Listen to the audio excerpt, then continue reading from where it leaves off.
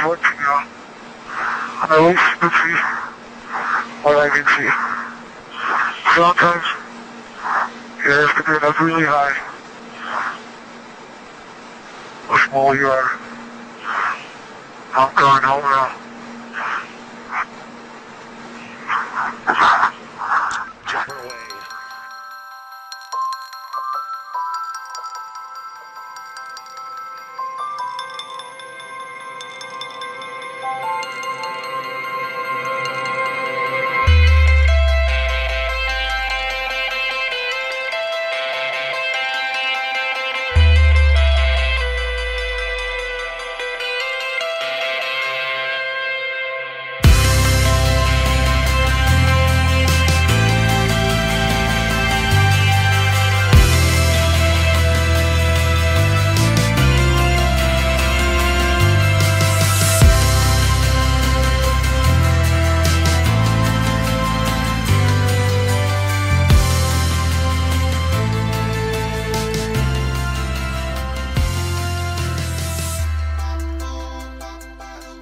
So Felix had called me in the middle of the night, his time, 3:30 in the morning, basically asking me, Art, do you know who Joe Kittinger is? And I said, yeah, I know who Joe is. And he says, well, if you were going to break Joe Kittinger's record, how would you go about doing it?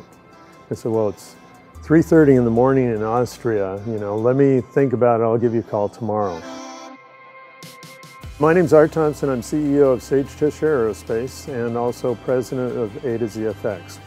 So I proceeded to put together an 87-page document that basically laid out a detailed plan on the pressure suit using David Clark and balloons from Raven Aerostar, going through this path of building a pressurized capsule that we would design out and build here at Sage Cheshire, taking them up to altitude. We have two different groups. ZFX does the promotional vehicles, canned cars for Red Bull, all those canned cars you see driving around. We do special effects of the movie industry and also promotional vehicles and concept vehicles. Sage Cheshire, on the other hand, is more aerospace related.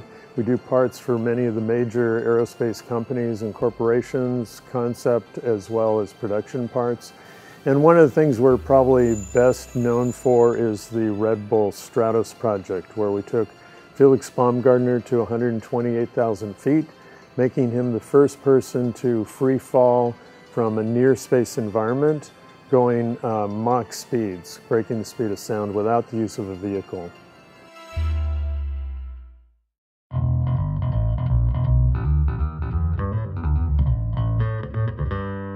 So from a concept, then we draw everything out in SolidWorks using HP workstations.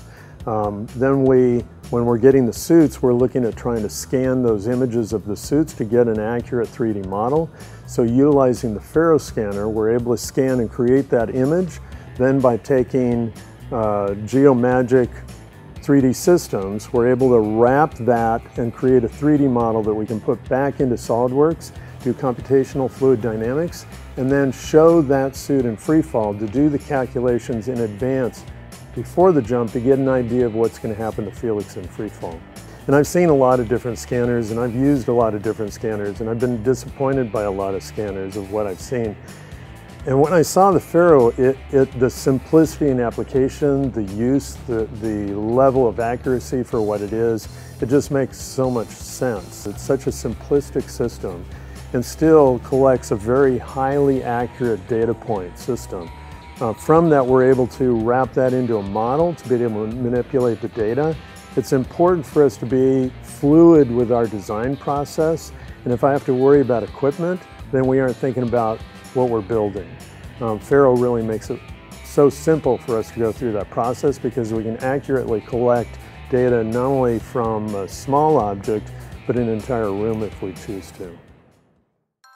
We were able to change the way people think about human physiology for high altitude egress. Private space organizations are looking at how to get people up into space. We're really looking with Red Bull Stratos and Sage Cheshire at how to get people down, looking at the safety systems and what's required. Systems like FARO really help us to be able to utilize the tools to be able to do the analysis and testing of a lot of that data. Where we're going in the future is to utilize a lot of the tools that FARO has on hand, whether it's large scanning or small scanning, to utilize for reverse engineering. Tools like FARO really help us to stay on top of that edge and be competitive and be above the fray. To be competitive in business, you have to be able to have the right tools, and FARO is definitely the right tool.